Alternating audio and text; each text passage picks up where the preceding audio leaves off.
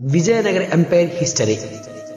విజయనగర సామ్రాజ్యాన్ని క్రీస్తు శకం 1336లో సంగమ వంశానికి చెందిన హరిహరరాయలు, బుక్కరాయలు సోదరులు తుంగభద్ర నది తీరంలో విద్యారణ్య స్వామి వారి సహకారంతో స్థాపించారు. విజయనగరం గొప్ప సామ్రాజ్యంగా ఎదుగుతుంది. మీ ఆశీస్సులు కావాలి. మేము సిద్ధంగా ఉన్నాము. ఈ సోదరులు మొదట కాకతీయ ప్రతాపరుద్రుని కొలువులో ఉండేవాళ్ళు.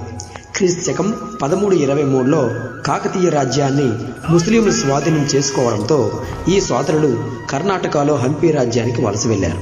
తరువాత 1336లో వీరు ఢిల్లీ సుల్తాన్లను ధిక్కరించి స్వాతంత్ర విజయనగర సామ్రాజ్యాన్ని స్థాపించారు. వీరు 1336-40ల మధ్య రాజధానిని అనిగుంది నుంచి విజయనగరానికి మార్చారు.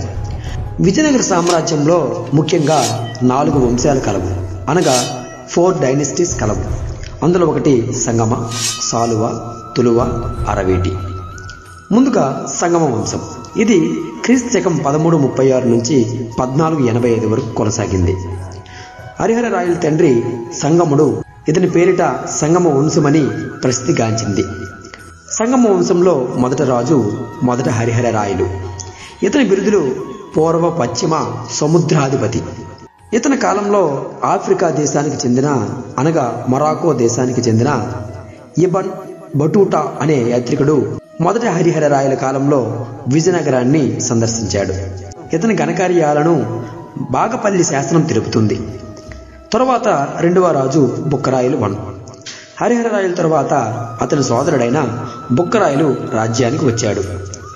మొదటి బుక్కరాయలు మహమ్మద్ షాల మధ్య మొద్గల్ కోట కోసం జరిగిన యుద్ధంలో బహమనీ సుల్తానులు ఫిరంగి దళాలను ప్రవేశపెట్టారు.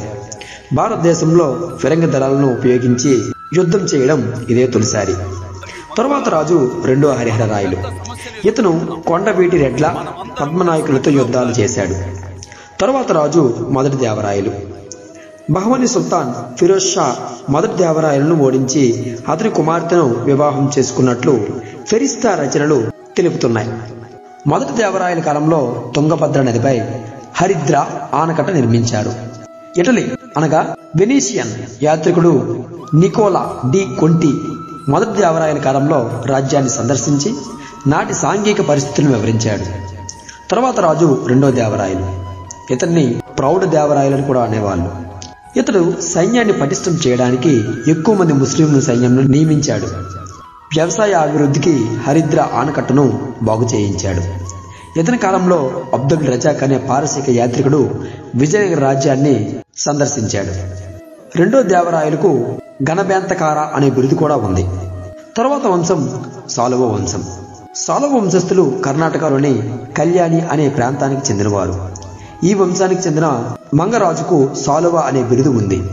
సాలువ వంశంలో అత్యంత గొప్పరాజు మొదటివాడు సాలువ నరసింహరాయలు.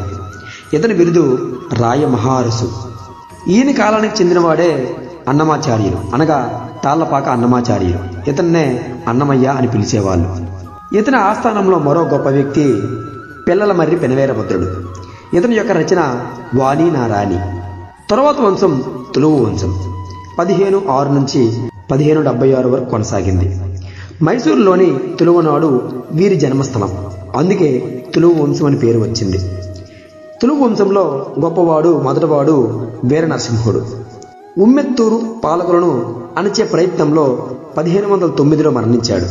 తరువాత ఈయన సవత్ తమ్ముడు శ్రీకృష్ణదేవరాయలు మంత్రి తిమ్మరసును సహాయంతో సింహాసనం అధిష్ఠించాడు.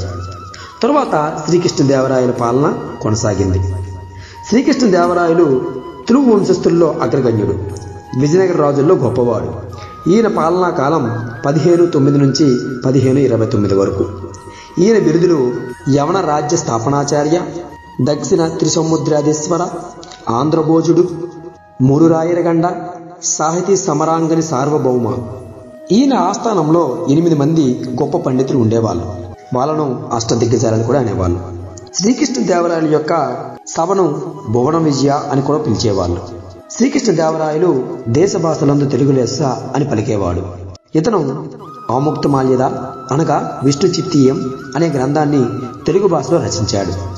రాయల ఆస్థాన విద్వాంసుడు అల్లసాని పెద్దన. పెద్దలకు ఆంధ్ర కవితా పితామహుడని కూడా బిరుదు ఉండేది. శ్రీకృష్ణదేవరాయలు క్రీస్తశకం 1529లో మరణించాడు.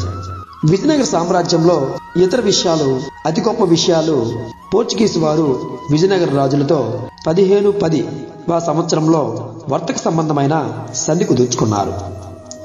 విజయనగర రాజుల పాలనా వ్యవస్థలో గవర్నర్లను నాయకులను పిలిచేవాళ్ళు.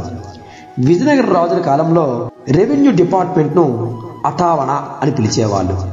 విజయనగర సామ్రాజ్యం రెండవ రాజధాని పెనుకొండ.